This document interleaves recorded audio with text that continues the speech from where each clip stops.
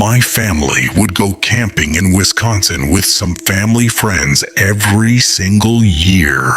And every year my dad and his best friend, Billy, would take me and my sister and all the other kids on what they called a snipe hunt. If you're familiar with what snipe hunts are, then you know it's pretty much just a prank. Snipes don't actually exist, and it was just a way for my dad and his friend to come up with new, exciting ways to rile up all the kids. They described snipes to us as highly aggressive, bird-like creatures that usually hide in trees and only come out at night. We were kids, so we ate this stuff up.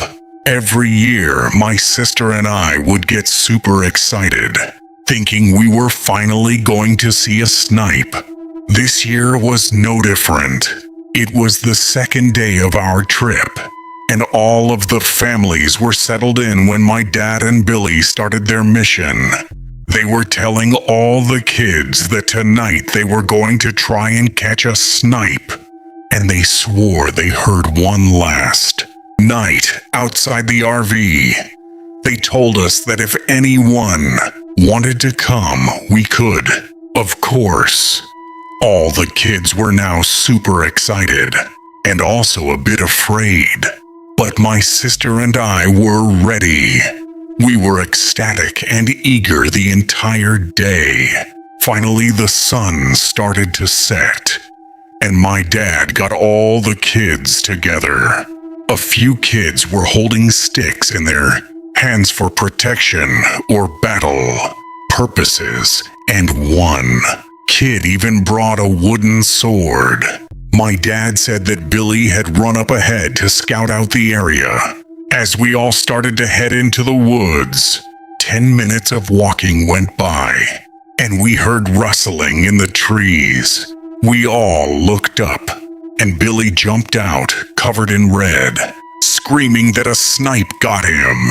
All the kids started running and screaming, and me being 8, I also didn't know that it was just a prank, so I started running too. I didn't know what direction I was running in, but I sprinted through the woods until I found a tree that had a big bush in it, which I could hide in. I remember trying my best not to cry or make any noise. A few minutes went by of hearing nothing, and I peeked out of the bushes, and that's when I saw it. Something that sort of resembled a dog, except its legs were abnormally long and skinny. Its head looked mangled and deformed, and I remember seeing only patches of hair scattered around its strange body. I had no clue what it was. I saw it walk by slowly, and while I was a good distance away, I could hear faint moaning. I was mesmerized by this thing. In all honesty, I didn't like looking at it, but I also couldn't look away. The more that I stared at it, the more I felt this overwhelming, strange sense of dread. Years later, that's the only way I can describe it. I was so young. I probably didn't understand what those kinds of feelings were entirely. I just remember being in this kind of daze or trance. All of a sudden, I heard my name being called, and the crunching of twigs and leaves in the distance. The creature I was staring at stopped in its tracks and looked at me dead in the eyes. Our mutual gaze was broken by my father grabbing my arm and picking me up, scolding me about running so far, and how it was just a joke, and that he was sorry. I'm sure a ton of emotions were running through him, but for me, all I was concerned about was this creature.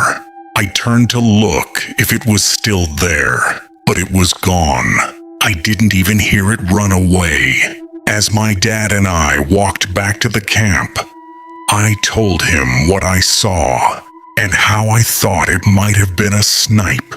Of course, he said it couldn't have been. And that was the year I learned that snipes weren't real. Looking back, I'm not sure what I saw that night. I told myself for years that it was just a really big coyote.